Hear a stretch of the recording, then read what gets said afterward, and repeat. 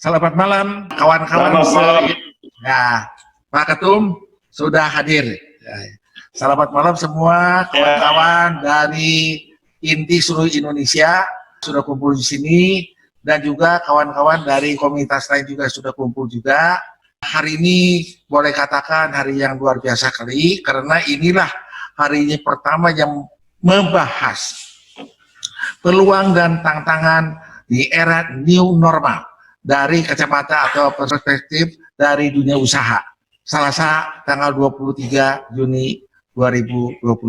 Dan udah kebiasaan bahwa kami inti itu biasa tiap hari Selasa pasti ada acara. Dan hari ini yang luar biasa sekali, kita ada kedatangan pembicara atau tamu dan kawan saya dari banyak organisasi. Nanti saya ceritakan, namanya adalah Ade Sudrajat. Untuk menghemat waktu, saya mempersilakan Ketua Umum Inti Pak Teddy Sugianto untuk memberikan sambutan. Silakan Pak Teddy. Ya, selamat malam, salam kebangsaan. Kebangsaan, Pak Teddy.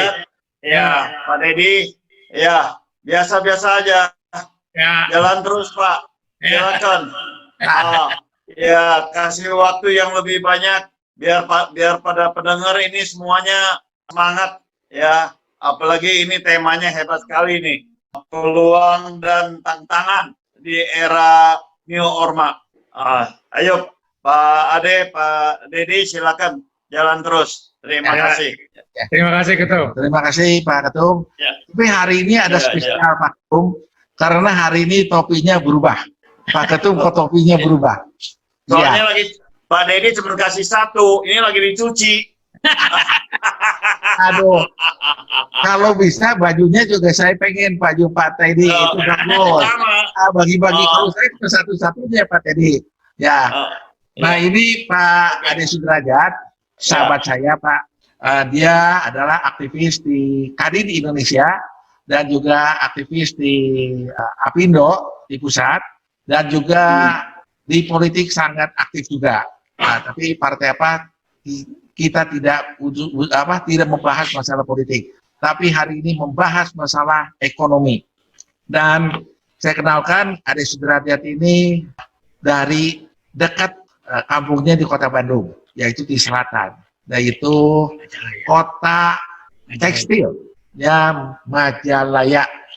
Ini boleh katakan dari orang tuanya, turunannya memang sudah pabrik tekstil. Maka beliau meniti karir ini terus dari bidang-bidang baik itu tekstil, garment, sangat paham. Dan juga sekarang sudah mewakili Indonesia untuk negosiasi masalah perdagangan, mewakili Indonesia untuk ke Eropa maupun ke Amerika. Maka hari ini sangat luar biasa sekali Pak Ade, dan ada kemauan untuk datang ke sini. Saya satu kehormatan Pak Ade sudah datang ke sini. Terima kasih. Ya. Sekarang silakan Pak Ade, mungkin bisa sedikit menghangatkan suasana. Ya. Pertama, selamat malam dan salam kebangsaan. Salam Pak Teddy, selamat malam. Salam kenal juga Pak Dedi, terima kasih. Bapak dan Ibu sekalian, sejak pecahnya virus corona di dunia, di Januari hingga sekarang ini, seolah-olah kehidupan kita ini seperti komputer yang terkena virus, tidak jauh berbeda. Harus kita install ulang, harus kita reboot, harus kita resetting ulang, sehingga kehidupan kita harus di-resetting, ekonomi kita juga harus di-resetting, tidak bisa bisnis as usual, atau kehidupan as usual, seperti biasa saja.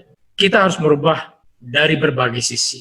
Dan perubahan ini sudah mulai dilaksanakan oleh berbagai pihak yang memang menangkap peluang-peluang masa depannya seperti apa.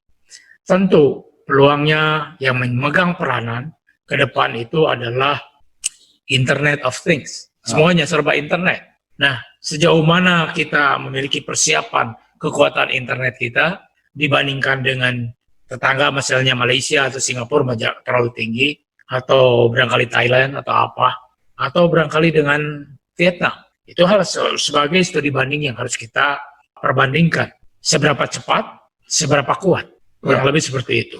Tentu kita berharap bahwa memasuki era nanti di 5G Wi-Fi-nya tentu adalah sesuatu hal yang katakanlah impian daripada Indonesia semua. Namun sangat sulit barangkali untuk mengakses 5G di Indonesia karena memang mahal. Ya, itu seperti Jerman misalnya baru-baru ini sudah menginstall dari Huawei 5G-nya oleh Huawei di Jerman. Sudah Pak? Iya. Waduh. Jadi bukan kita, gitu. Jadi semuanya ya bisnis pasti melalui internet. Begitulah Pak Dede kira-kira. Jadi tentu bisnisnya bahwa tidak ada lagi yang bisnis besar itu katakanlah sudah mulai sunset. Betul. Jadi nanti itu akan bisnis itu semua serba kecil. Setuju Gitu. Pak Ade. Saya sekarang Pak Ade dengan semua namanya pelanggan dengan customer saya, mereka sudah tidak datang ke Bandung atau datang ke Jakarta atau kemana saja, sudah namanya zamannya Zoom meeting. Zoom meeting ya. Ya, namanya Zoom meeting kadang-kadang gerakan kita ini tidak selaras kadang-kadang karena Terlambat. karena masih pakai 4G. Ya, mudah-mudahan seharusnya 5G dijalankan. Saya kira perdagangan kita baik bernegosiasi dengan asing, ya, dengan luar akan lebih lancar Pak Ade. Ya. Betul, setuju? Ya. Ya. Nah, untuk perdagangan ini semuanya tadinya offline jadi online. Menurut Pak Ade, ini kedepannya memang harus demikian atau ada cara lain? Pertama-tama barangkali yang harus kita pahami bahwa COVID-19 ini akan eksis di dunia ini untuk selama-lamanya. Bukan 1 tahun, 2 tahun terus hilang. Ini akan eksis selama-lamanya bersama-sama dengan kita. Akan hidup terus. Nah, tentu siasat-siasat mensiasati ya kita harus menggunakan hal-hal seperti sekarang, Zoom meeting dan lain sebagainya. Atau misalnya vaksinnya baru keluar nanti di 2022 atau 2021. Betul. Itu pun belum tentu menjamin bahwa itu akan menjadi seramai seperti 2019. Tetap adalah meeting-meeting seperti virtual seperti ini akan menjadi tren ke depan karena cost akan jauh lebih murah dibandingkan harus bertemu 1.000 orang. Nah, kalau gitu Pak Ade, banyak usaha-usaha lain akan terpuruk Pak Ade. Ya.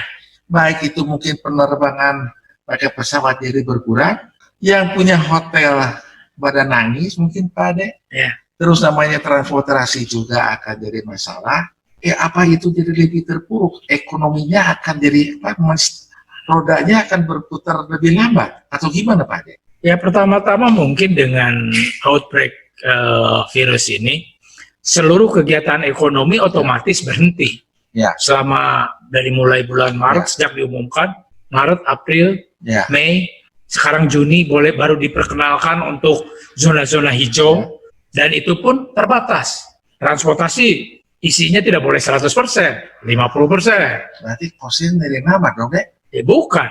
Artinya konsumen harus membayar double. Aduh. Nggak mungkin konsumennya yang nggak bisa double. Kan begitu. Nah, pedagang masih belum normal, tapi pengeluaran udah double dulu Pak Ade. Ya.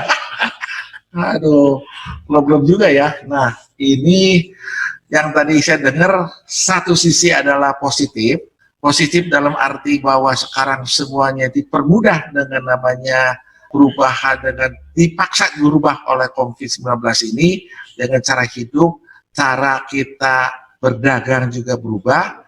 Tapi tadi yang sampaikan, ada bidang-bidang yang tadi sampaikan Pak Ade juga akan terpuruk. Ya. Ya mungkin adanya selesai di zaman sekarang, karena itu udah usaha yang sudah ketinggalan zaman ya Pak Ade. Ya. Tapi ya gimana mau tidak mau, perkembangan namanya online ini mau tidak mau harus dijalankan juga. Ya. Nah, untuk berikutnya, gimana perhubungan kita dengan dunia luar? Ya. Baik perdagangan kita dengan pedagang terbesar di dunia, yaitu dari China. Ya. Atau Raja Uang, si Amerika. Ya. Gimana peran kita Indonesia dicepit dalam dua sisi ini, Pak Ade? Kita harus gimana nih?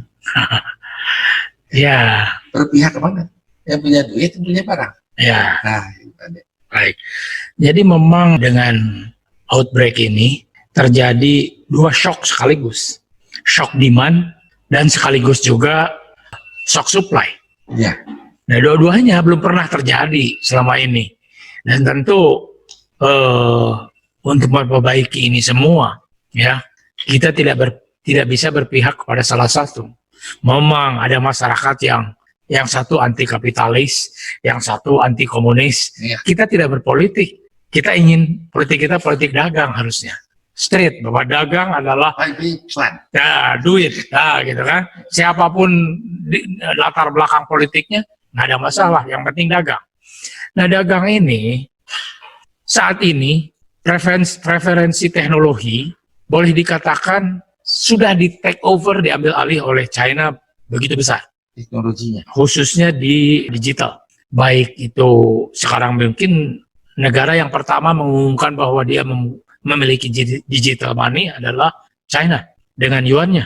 Sudah di launch kira-kira di setelah bulan Maretan di era COVID itu. Ya.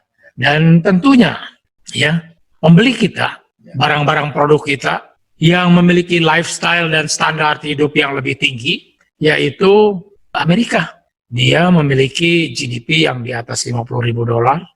Tentu spend-nya juga kuat karena banyak uangnya. Dia juga royal, ya, istilahnya otaknya itu sudah branded oriented. Jadi pengen beli yang memiliki merek-merek terkenal tertentu. Tentu itu adalah tujuan pasar kita. Tapi bagaimanapun juga Amerika sekarang tidak seperti Amerika sebelum COVID-19. Sama halnya dengan kepayahannya dengan kita menghadapi COVID ini. Tapi ya, Pak De, termasuk pengangguran. Amerika ini tercatat penganggurannya sudah mencapai 40 juta orang sekarang. Besar. Nah, jadi 40 juta itu ya siapa yang mau beli barang-barang kita? Iya dong. Nah itu tentu itu adalah masalah besar buat kita. Iya. Termasuk siapa yang mau beli barang-barang buatan Cina sendiri. Iya. Itu pun juga masalah. Jadi seluruh dunia terjadi yang namanya shock demand. Karena memang 40 juta pengangguran di situ. Nah, tentu ke depan seperti apa? Ya semuanya juga pada dasarnya ingin berusaha dengan semaksimal mungkin memanfaatkan produk-produk kita, mempromosikan produk-produk kita, karena mempromosikan itu sekarang ini sudah sangat jarang sekali door-to-door salesman yang datang ke rumah-rumah. Sekarang gunakanlah media sosial yang terada di handphone ini. Karena di handphone ataupun di laptop, semuanya menggunakan Internet of Things. Jadi disitulah kira-kira perjalanannya itu harus lebih cepat. Ya. Dan produksi juga tidak bisa besar-besar. Karena dimulai dengan inisiasi atau inisiatif seseorang, memiliki pemikiran dia mengambil inisiatif, dia harus diikuti dengan konsekuensinya tentu harus dilakukan inovasi. Inovasi berikutnya bagaimana memperkenalkan produk dia ke masyarakat. Tentu masyarakatnya juga harus masyarakat global sekarang ini. Ya. Karena kalau sekali kita upload di YouTube itu seluruh dunia melihat produk-produk kita. Ini jadi saya ingat. Artinya pertemuan hari ini yang kita disebarkan melalui aplikasi, nanti sebentar lagi juga di YouTube, hari ini aja. Berarti pertemuan ini juga ada yang dari luar negeri, Pak De. Udah pasti. Kalau nggak salah ada dari Australia, ya, dari Singapura, ada Malaysia. Artinya kita di sini pertemuan itu bisa didengar dan bisa dilihat oleh seluruh dunia. Betul. Ya, artinya promosinya lebih murah ya. Cost sebuahnya harus lebih murah. Konsumen harus diuntungkan. Ya. Artinya konsumen bisa membeli produk-produknya dengan harga yang lebih murah daripada 2019. Karena memotong mata rantai yang begitu banyak. Ya. Jadi bagaimana sekarang produsen meet the consumers. Gitu. Directly. Kurang lebih seperti itu. Ya, maka itulah dunia berubah. Ya. Ya. Perusahaan besarnya Pak Ade bilang akan dipecah menjadi kecil-kecil. Ya. Ya. Berarti saya pikir ini adalah gaya berusaha juga berubah, gaya promosi juga berubah. Cara distribusi juga berbeda. Betul. Jadi sudah tidak ada namanya dealer besar, tidak distributor, agen besar udah nggak ada ya Pak De. Nanti bakal habis. Nah, jadi harga terjangkau seharusnya. Harga terjangkau dan mungkin rentalnya juga lebih murah bunganya. Nah, jadi istilahnya pembelian dengan kredit dengan apa itu semua bisa lebih terjangkau oleh semua pihak. Ya. Jadi tadinya misalnya saya hanya mampu kredit 1 motor Ya. untuk selama 2 tahun. Ya. Sekarang ini motor saya bisa, handphone saya bisa, televisi saya bisa, mampu. Wah, itulah kalau yang ke depan. Jadi kebutuhan ini tadinya hanya satu macam, jadi bisa berapa macam? Karena barangnya akan harganya bersaing harganya. Secara yang global. Tidak terjangkau, sekarang terjangkau. Ya. Nah, ngomong-ngomong Pak Ade, Pak Ade itu sangat paham mengenai perstekstilan dan garment dan sebagainya. Ya. Gimana? Satu pertanyaan yang saya mengkritik ya. Dengan kemarin ada Lebaran, semua yang saya kenal garment pada teriak, barangnya tidak laku. Ya. Yang pabrik tekstil kainnya nggak laku. Ya. Dengan adanya perubahan ini, atau ke masa depan, dunia perstekstilan atau garment, apa kita masih kuat bersaing atau bisa ekspor ke luar negeri? Ya, berapa besar marketnya dan hambatannya apa saja? Mungkin di sini banyak teman juga ya, khususnya teman saya di garment, di tekstil banyak. Ya mungkin bisa teman-teman juga menanyakan. Saya kira ini penting karena Jawa Barat khususnya itu adalah pusatnya tekstil dan garment. Betul. Nah itu sangat menampung tenaga kerja yang sangat besar sekali. Ya. Dan saya dengar banyak terjadi PHK. Ya. Nah gimana Pak Ade itu? Ya. Pertama-tama tentu industri ini yang existing sejak tahun 70-an sampai dengan sekarang, dengan perubahan ini ada beberapa yang kita sudah terikat dengan berbagai peraturan dan perundang-undangan yang ada.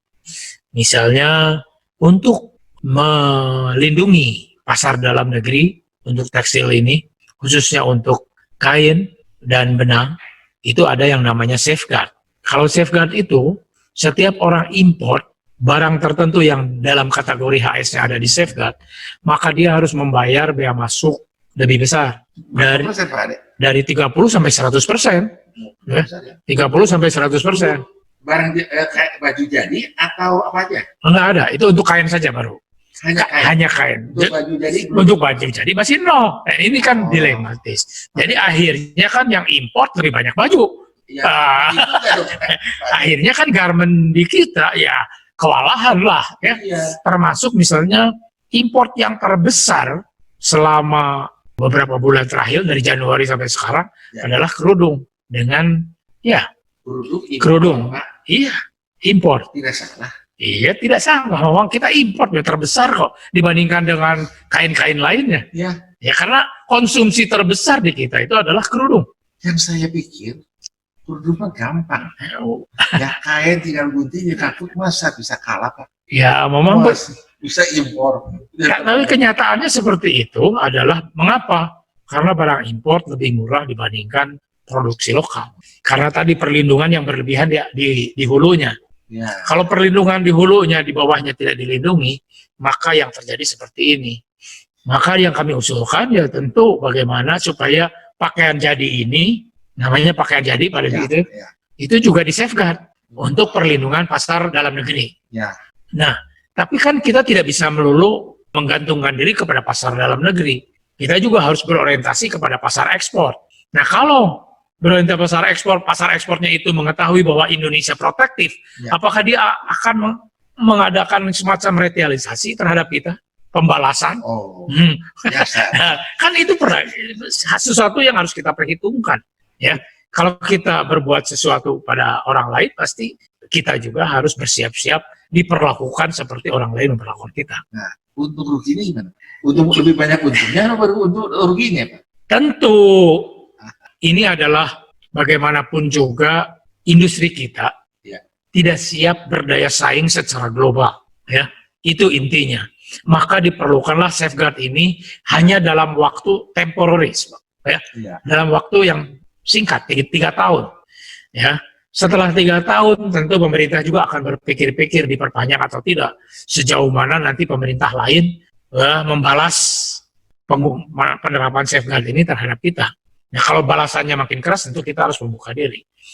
Nah, artinya dalam 3 tahun ini kita harus berbenah diri, ya, memperbaiki infrastruktur, memperbaiki segala macam, sehingga kita bisa benar-benar bersaing secara global dalam platform yang sebenar-benarnya.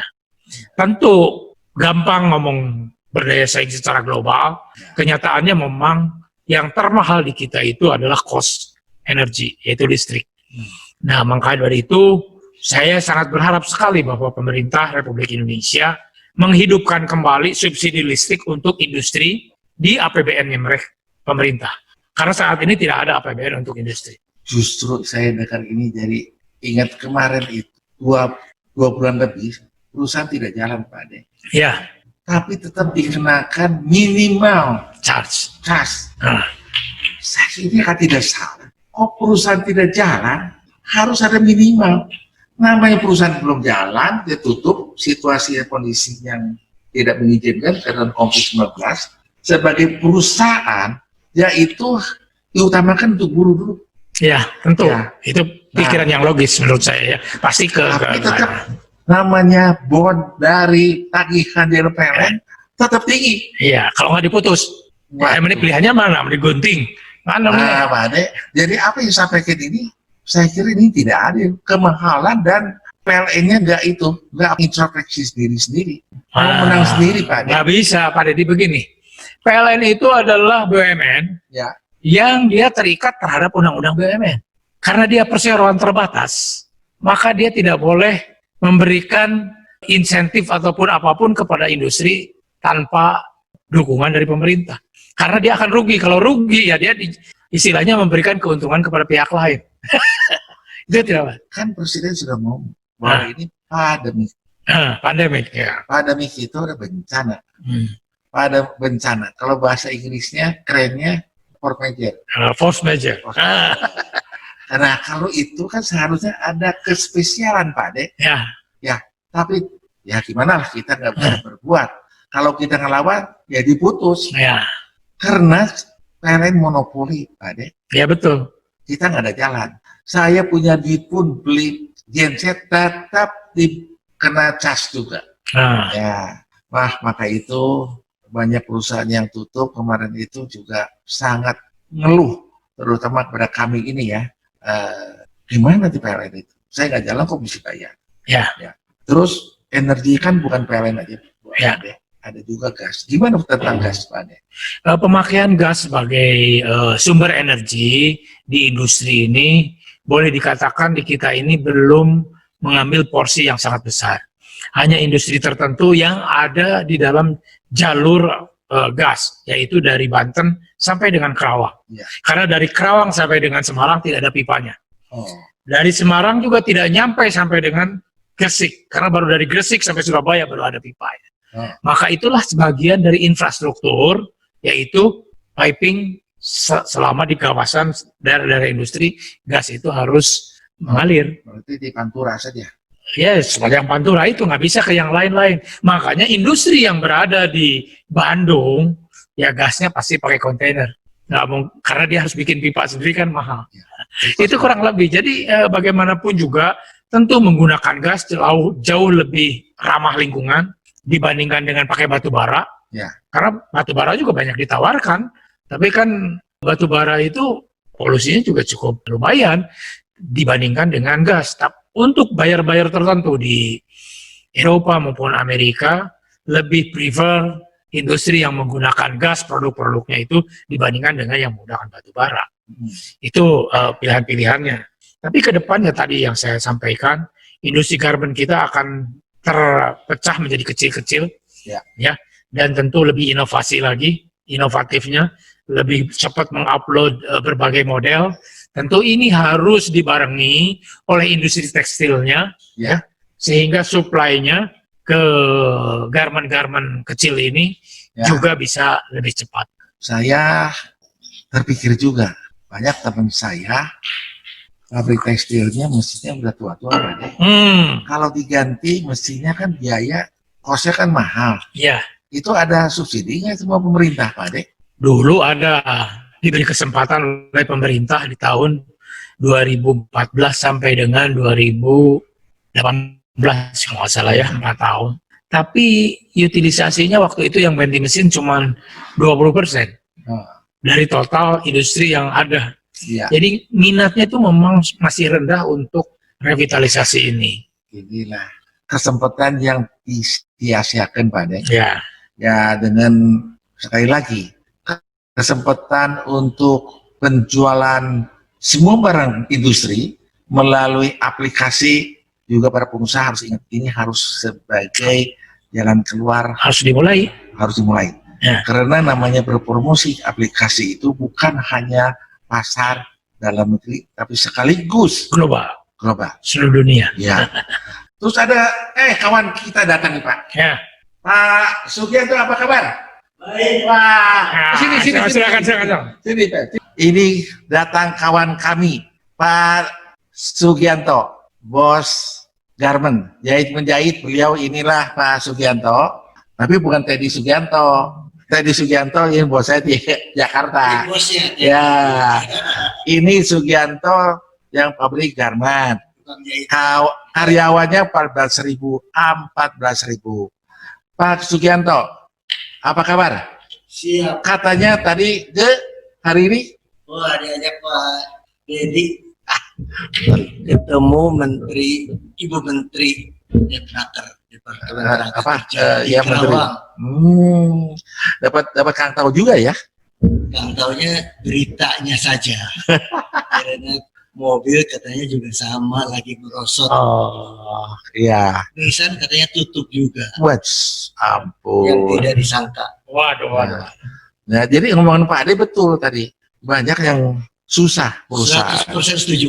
Ya, Pak Ade, gimana lapangan kerja kita kalau gini terus? Yang gede, ya, pada tutup.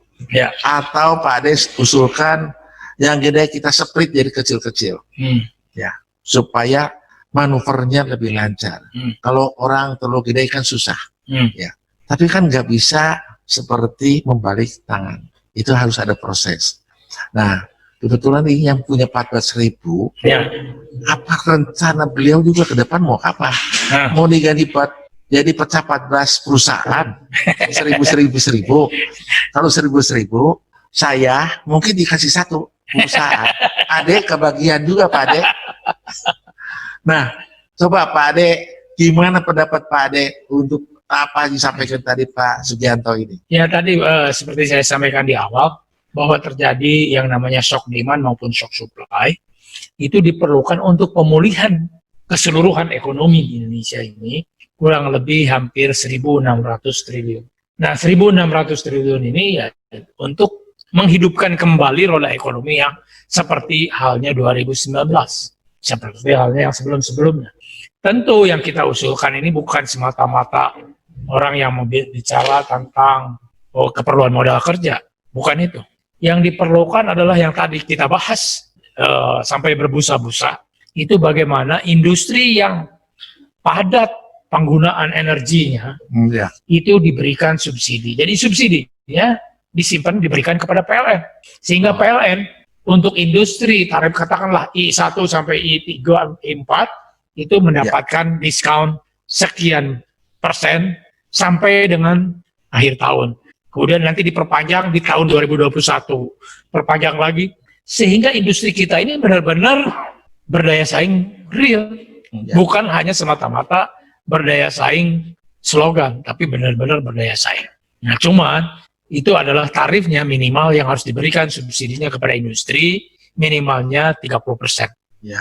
Itu baru menurut saya industri kita bisa survive. Ini masukan yang kedua tentunya modal kerja, itu adalah bisnis as usual, pakai bank, pakai segala macam. Nah, kalau untuk bank itu sekarang bunga turun atau naik?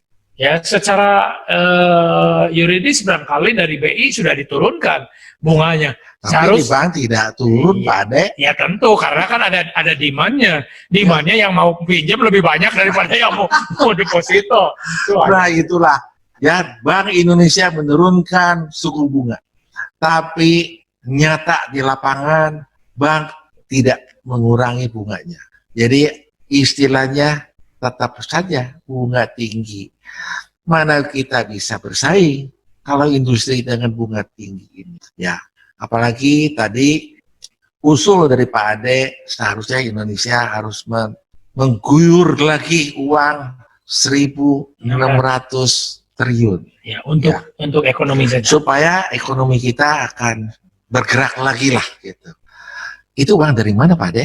Cetak duit seperti Amerika yang berapa? 3 triliun 3 dolar. triliun US dollar. Indonesia mau ikut-ikutan bisa nggak Pak Ade? Oh tentu di kita nggak bisa begitu nyetak uang sendiri ya. Kenapa Amerika bisa Pak Ade? Ya beda. Dia kan dolar itu sudah diperdagangkan lebih dari di 150 negara. Sedangkan kita ini diperdagangkan cuma di Indonesia dan Singapura atau mungkin di Arab Saudi. Kan itu kan. Nah ini baru sedikit lah ininya. Sehingga kita untuk mencetak itu tentu berisiko terhadap inflasi dan sebagainya. Ya. Jadi lebih baik tentu Indonesia ini selama ada yang mau ngasih pinjam barangkali kita jual obligasi lah. Gitu. Nah, mungkin Pak Sugianto ada pikiran juga bikin penjual obligasi atau jadi TBK kan? Kira-kira Pak Sugianto ada rencana apa ya? Apa yang disampaikan Pak Ade ini ada punya rencana apa? Ini pertanyaan yang berat sekali karena keadaan ekonomi kita ini terpuruk sekali. Bukan. Mengingat sekarang yang tadi Pak Ade sebutkan, pengangguran dari Amerika udah 40 juta. Ya. Bahkan saya dengar akan condong naik sampai 50 juta. Wash. Dengan pengangguran begitu dan ada ras lagi, toko-toko itu para ditutup. Sekarang meskipun buka pun yang beli sopo. Ya. Karena penganggurannya banyak dan dikasih uang sedikit untuk perut saja. Jadi garmen ini tambah terpuruk. Jadi kita ini berat ya mengharapkan gitu dalam negeri. Tadi ada bicara dengan Ibu Menteri Departemen Tenaga Kerja. Ya. Ini kita ini tadinya 14.000 sekarang sudah di-cut 50%, 7.000. Ini condongnya mau cut lagi separuh lagi. Jadi 3.500. Jadi Pak Sugianto sudah cut 50%. Ya. 14.000 sekarang tinggal 7.000. Ya. Mau di-cut Cut lagi. lagi 3.000 lagi. Pak Ade gimana Pak Ade? Ya. Kalau gini terus pengangguran bukannya jadi tambah besar Pak Ade? Iya, makanya harus bagaimanapun juga ini Kebetulan ya. saya ada partner China. Ya. Dia bikin APD. Ya. Ingin ekspor ke Amerika. Nah, Dia mau nebeng Indonesia punya channel untuk diekspor. Tapi waktu itu tuh pemerintah RI tidak mengizinkan. sekarang boleh ya. Karena disebabkan Indonesia masih kurang. Saya ngomong itu tuh bisa dikompromikan. Iya. Perlunya berapa? Iya. Saya minta Ibu Menteri coba ada kontak dengan Depkes yang bagian logistik. Iya. Bisa nggak kita sit down supaya ekspor kita tambah devisa, tenaga kerja itu ada kerjaan. Yang tadinya saya mau diturunkan bahkan bisa dinaikin, Naikin lagi. bahkan bisa dibagi-bagi ke temennya temen yang sama garment. Iya, iya. Iya, benar. Karena di Indonesia penyerapan tenaga kerja yang terbesar itu industri tekstil maupun garment Pak Ade. Garmennya. Garment khususnya garment. Kalau garmentnya goyah berarti sangat mempengaruhi lapangan kerja. Kalau demikian nanti yang buktinya 50% sudah di-cut dan akan di-cut lagi. Berarti saya kira hampir semua teman-temannya demikian juga. Iya. Ya, ini saya kira ya kabar buruk juga lah ya. Ya mungkin ini harus cari jalan keluar. Mungkin Pak Ade bisa menyampaikan kepada pemerintah solusi yang terbaik. Nah, mungkin juga kalau ini sudah ada pertanyaan ke Pak Ade, juga teman-teman yang di luar juga akan menanyakan Pak Ade. Ada hal yang sama ya kalau Nah, coba kita dengar siapa mau nanya nih teman-teman ya melalui cek. chat. Ya. Nah, nanti kita seleksi aja ya banyak sekali Pak Ade yang tanya Pak Ade. Ya. Ya. Ya. Coba ada bisa diperjelas lagi itu dikonsentrasikan. Ini Pak Ade bisa jawab. Nah, Pak Ade dari mana tuh? Videonya nggak jalan. Oh, video apa ya sih? Ini dari mana Pak Ade? Belum bisa di. Belum ada pertanyaan. Baik, saya ingin menjawab dulu tadi pertanyaan dari Pak Dedi Siap. mengenai usaha pemerintah. Yang tadi kita kan mengusulkan 1.600 triliun, Ya. tapi kan pemerintahnya baru mau memberikan istilahnya stimulus itu tahun depan. Nah kalau tahun depan, ya beliau ini kan sudah innalillahi wa inna ilaihi raji'un. Iya, betul. Nah ini makanya kita berharap bahwa stimulus itu paling tidak harus di tahun ini juga dalam bentuk tadi subsidi energi dulu. Yang paling gampang, nggak usah modal kerja dulu, energinya dulu, ya. Sehingga paling tidak ada comparative advantage yang bisa dinegosiasikan dengan para pembeli kita, bahwa kita bisa menurunkan harga. Kalau sekarang kan tidak bisa menurunkan harga karena harganya. Kurang lebih seperti itu. Apa ada namanya stimulus untuk pemotongan pajak, ringanan pajak? Oh banyak, kalau itu banyak. Pemotongan pajak segala macam banyak. Saya sendiri aja, Pak Ade, dengar pemerintah itu kebijakan pengurangan pajak itu sangat banyak katanya. Tapi mungkin yakin saya.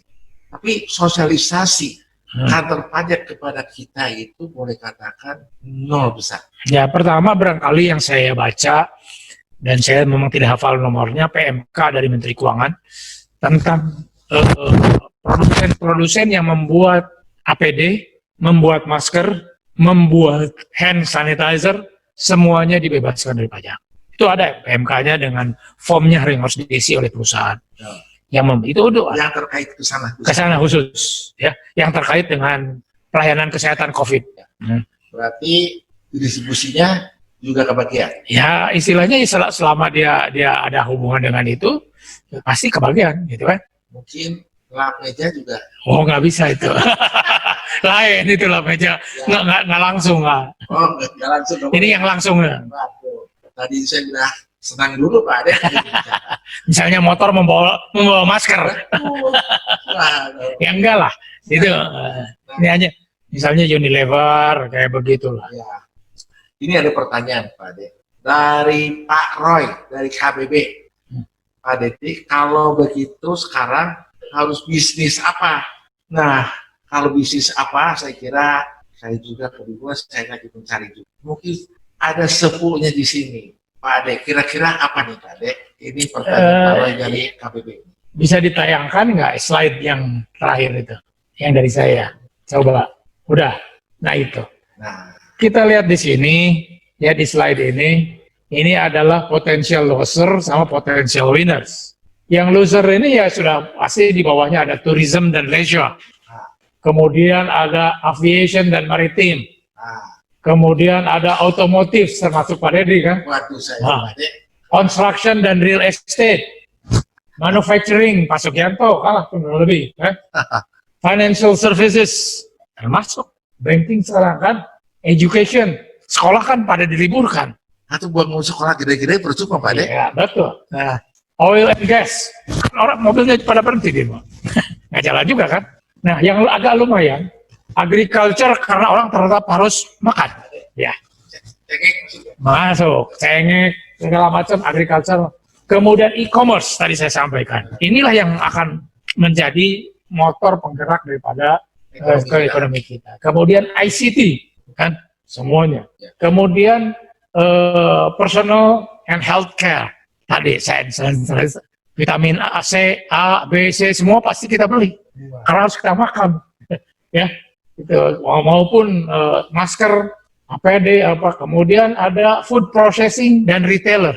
Itu memiliki prospek yang sangat bagus. Kalau banyak di rumah makan terus ya.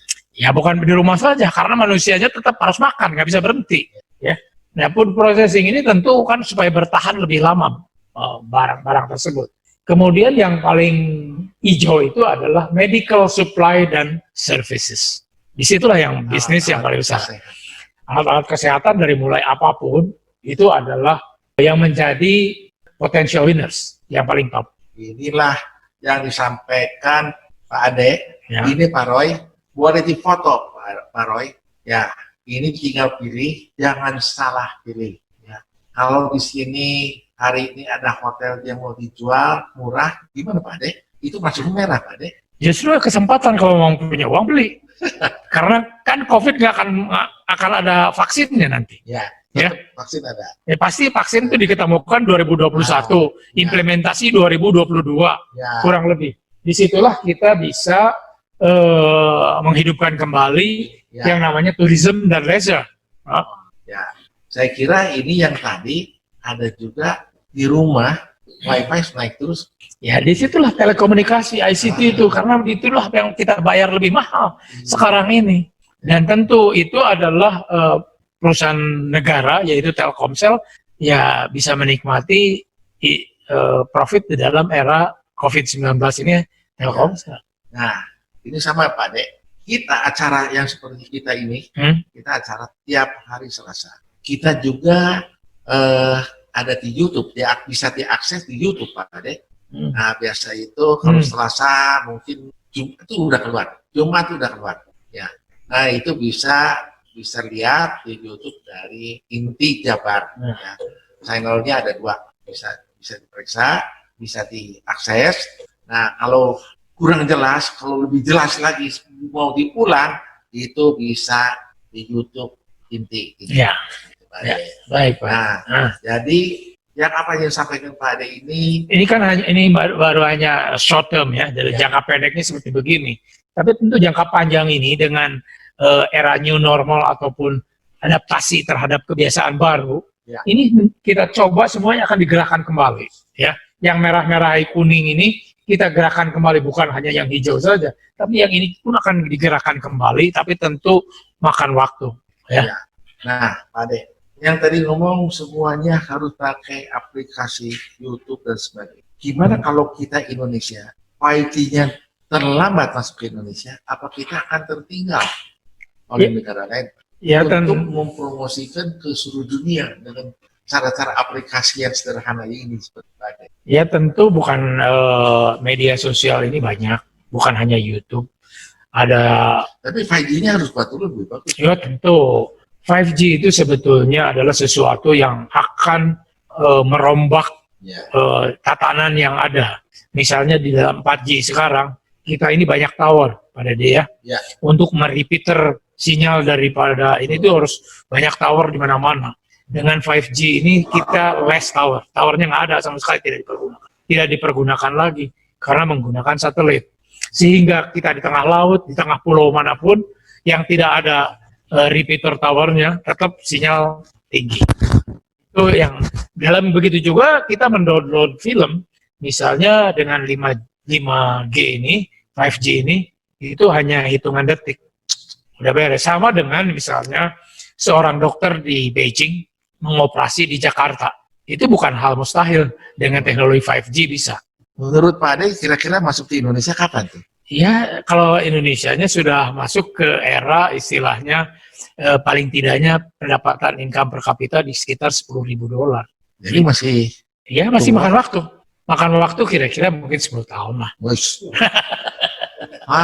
Kalau kita tetap begini. Dulu Pak Ade tadi itu. Kalau kita tetap begini, siapa tahu nanti ke depan kita berubah.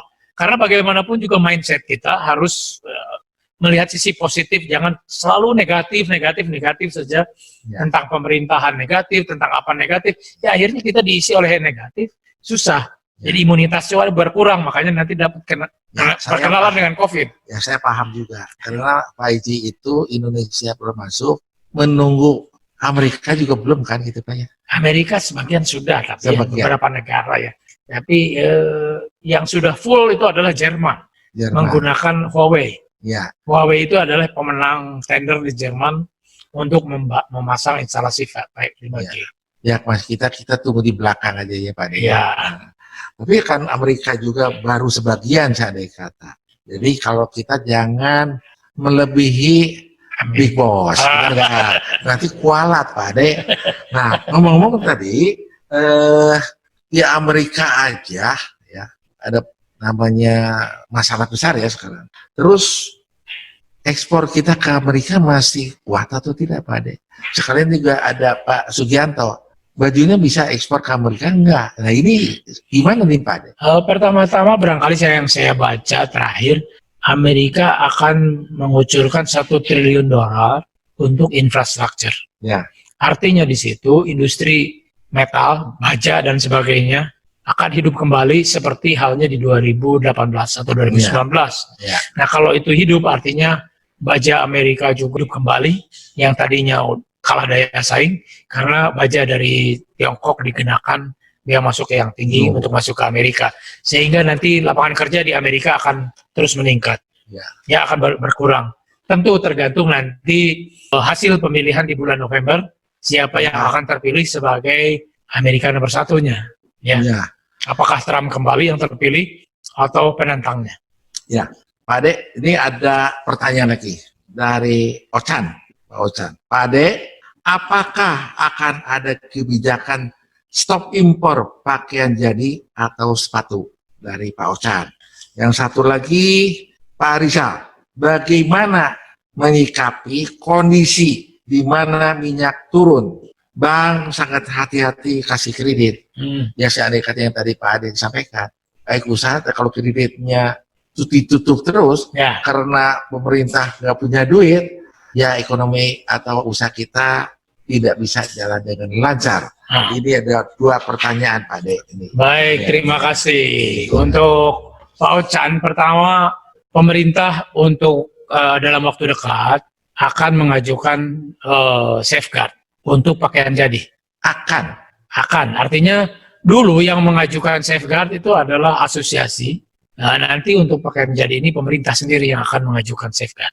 Perlindungannya. Luar biasa, bukan? Biasanya kan perusahaan ada pengaduan.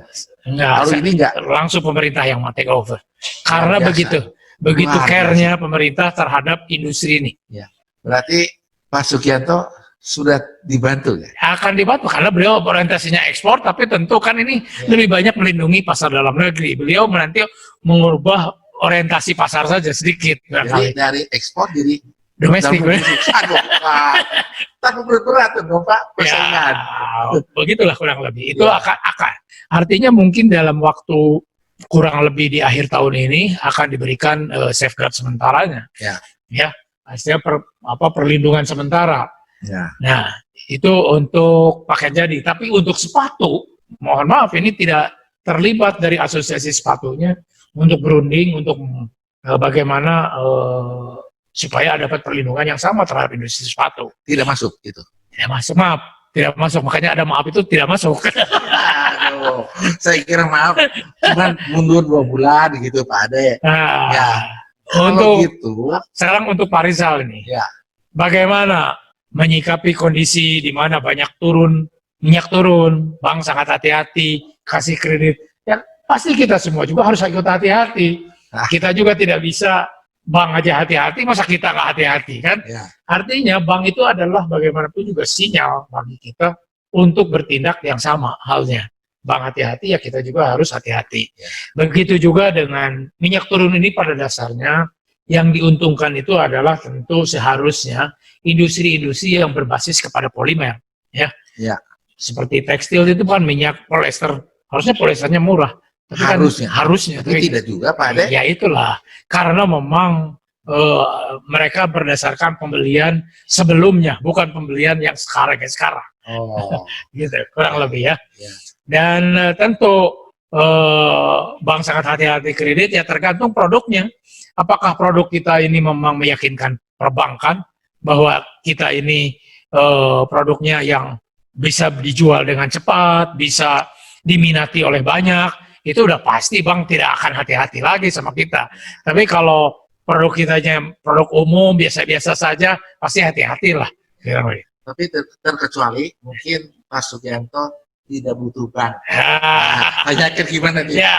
Silakan Pak Sugianto. Ini katanya udah 100% ekspor Pak Ade. Kalau ekspor itu tidak ada utang. Coba gimana Pak Sugianto? Ini kaget juga. Lagi saat ini buyer itu minta mundur. Masa iya? Dia Kan LC siap Pak Ade. bayar bunga. Mungkin one of the biggest Li and Fung. Itu yang biasanya bayar on time. Sekarang minta mundur 3 bulan. Siap bayar bunga. Buat kredit kan? Ya, itu unbelievable tuh. Iya. Jadi sekarang itu tambah terpuruk. Dia alasannya apa? Karena toko-toko atau disebut brand-brand itu banyak tutup. Toko yang buka pun Di Amerika toko lagi dijarah Pak Ade. dijarah itu salah sebagian. Kalau ke Eropa gimana maksudnya? Eropa lebih mending sedikit. Ya kita yang kebetulan kita alhamdulillah ada satu customer Eropa yang biasanya di place order di Bangladesh. Bangladesh banyak yang tutup. Kenapa Jadi, Pak? Kenapa?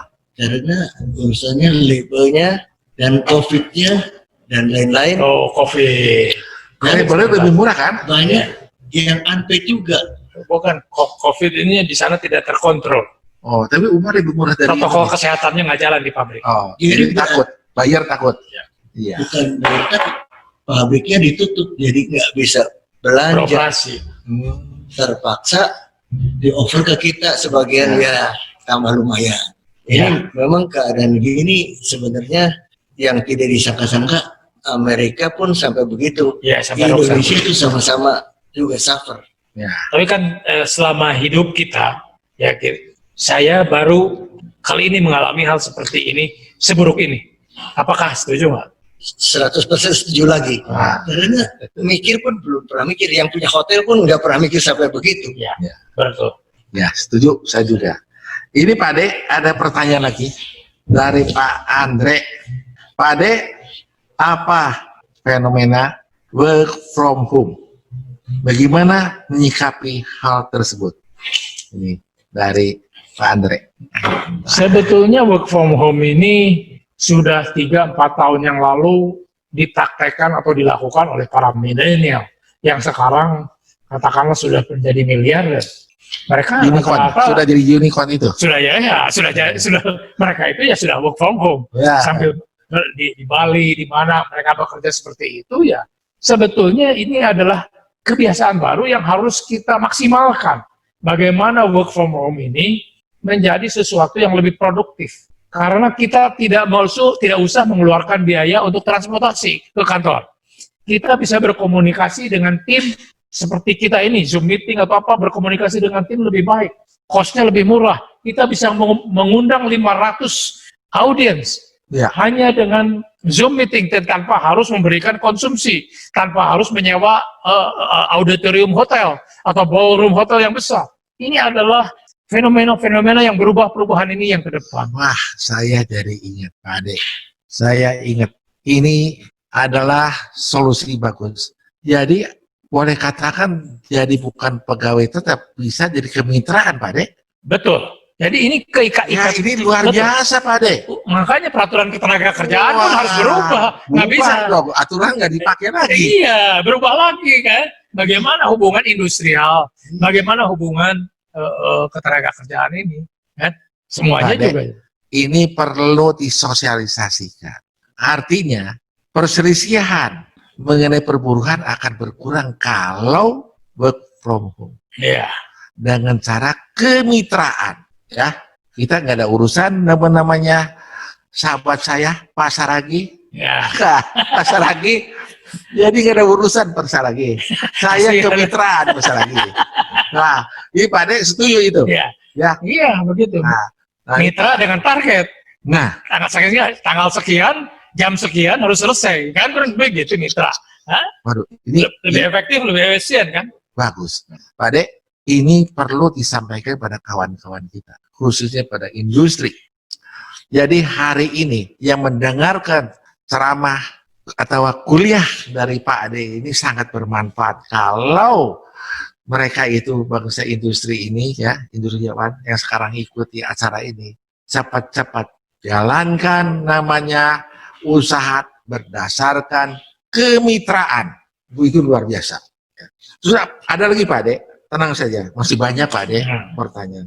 Gimana dengan kompensasi yang sekarang ini banyak kesulitan dicairkan dana nasabah akibat COVID ini?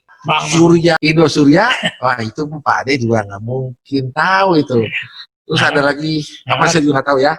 Tapi mungkin yang dimaksudkan ini saya kurang gitu. Ya kalau ada, ini Pak Ade. ya barangkali kalau di perbankan dan nasabahnya dalam bentuk deposito dan sebagainya kan dijamin oleh pemerintah kalau memang sampai dengan 1 miliar. Ya. Kalau di atas 1 miliar kan tentu tidak dijamin. Seperti itu. Jadi yang kemarin dimasuk koran ada 7 bank itu Ade. Ya barangkali itu kan baru isu belum. Ya. Nah itu saya juga tidak tahu ya apa itu ada isu hoak atau gimana bahwa pengambilan uang yang besar harus 1 hari sebelumnya harus kasih tahu Pak Ade, atau 2 hari sebelumnya harus cash ya. Mungkin yang dimaksudkan kawan kita itu Mungkin itu. Ya. Tapi kan saya juga bank mana juga saya nggak jelas. Ya, Karena selama ini kalau dengan bank-bank yang lain, termasuk nasabah saya, ya saya ngambil ya, biasa-biasa aja Pak. Begitu. ya ini ada ya sekilas apa namanya wacana kita lah ya Pak Ade sebagai orang Sunda ya. Negara mana yang paling sering ya Bapak kunjungi di selama bukan sekarang ya Pak Ade, waktu kemarin-kemarin itu. Kalau Pak Sugianto kan keliling dunia ya, dia cari buyer. Kalau Pak Ade keluar negerinya kemana aja Pak Ade? Tahun 2019 lah gitu. Nah, untuk cari apa sih peluang-peluang yang bagus nih Pak Ade? Karena semua juga pengen denger Pak Ade punya visi kemana nih, supaya kita juga bisa ikut. Kalau itu masih relevan ya untuk zaman sekarang. Ya tentu seharusnya memang kita dalam keluarga besar Indonesia harus bisa melihat visi kita dunia ini akan seperti mana dan bagaimana. Kalau saya istilahnya memiliki seorang cucu, Ya. pasti saya sudah mulai ajarkan bahasa Mandarin. Oh gitu ya. Iya, dia harus pasti berbahasa Mandarin, bukan hanya ininya, tapi juga culture-nya, seperti apa di sana. Sehingga Mandarin itu sudah menjadi second language Wah. di bawah bahasa Indonesia. Ya. Ya, jadi Kemudian tentu negara ASEAN adalah bagaimanapun juga tetangga sekaligus saudara dalam kesatuan ASEAN. Saya sering berkunjung ke Vietnam karena negara itu maju sangat pesat dibandingkan Indonesia.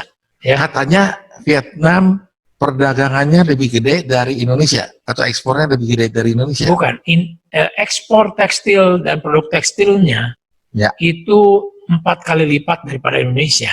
Hah? Ya, Sejak kapan Pak? ya itu. Kita ini kesusul di tahun 2011, ya kesusulnya. Jadi sekarang sudah ini kita diam di tempat, sedangkan mereka istilahnya berkembang terus. Berarti yang di Vietnam itu perusahaan relokasi dari China. Betul sekali. Jadi bukan dari China saja, tapi juga dari Taiwan, dari Jepang, dari tentu mayoritas memang dari China, tapi banyak juga yang dari Taiwan dan Korea, juga dari Jepang berinvestasi di Vietnam. Ya, Amerika naik 40%. Vietnam itu. Iya. Vietnam ke Amerika. Vietnam Amerika. Iya.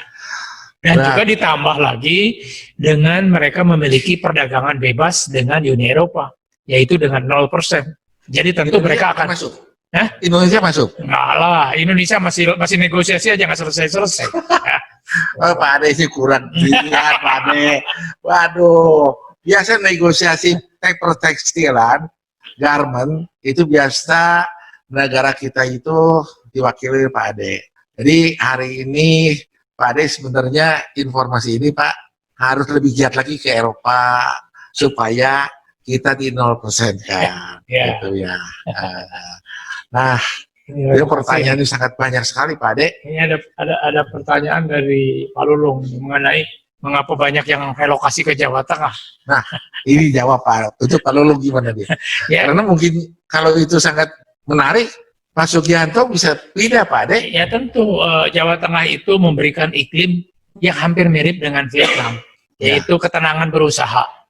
Ya, iklim usaha yang kondusif. Dan Ya. juga dari sisi pengupahan pun relatif jauh lebih murah dibandingkan dengan Jawa Barat. Ya.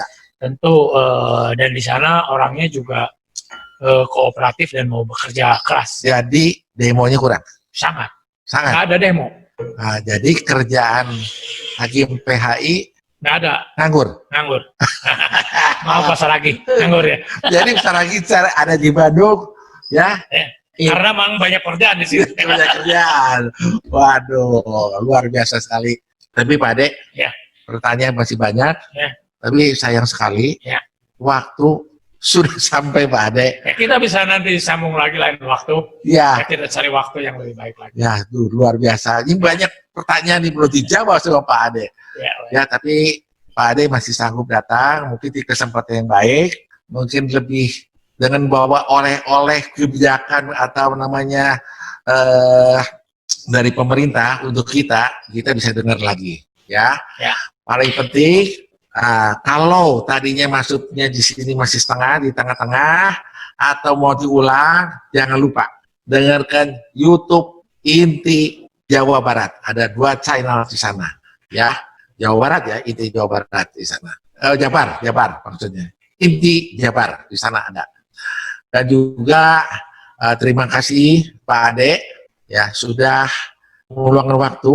Sama-sama. Ya, itu luar biasa semua pendengarnya begitu antusias, nanya terus. Kalau ditanya terus mungkin 1,5 jam lagi, tambah 1,5 jam juga nggak cukup Pak Ade. Ya. Dan hari ini saya juga mengucapkan terima kasih yang sebesar-besarnya kepada Sugianto. Ada angin apa bisa datang ke sini untuk meramaikan, memeriahkan pertemuan ini. Terima kasih Pak Sugianto. Terima kasih Pak Sugianto. Ya, terima kasih semua. Maaf kalau ada sesuatu yang kurang berkenan, karena ada sesuatu lah ya, atau apa perkataan kita yang kurang berkenan. Mohon maaf adanya, dan ini hal yang biasa karena adalah kita bicara dengan sangat terbuka, terus terang.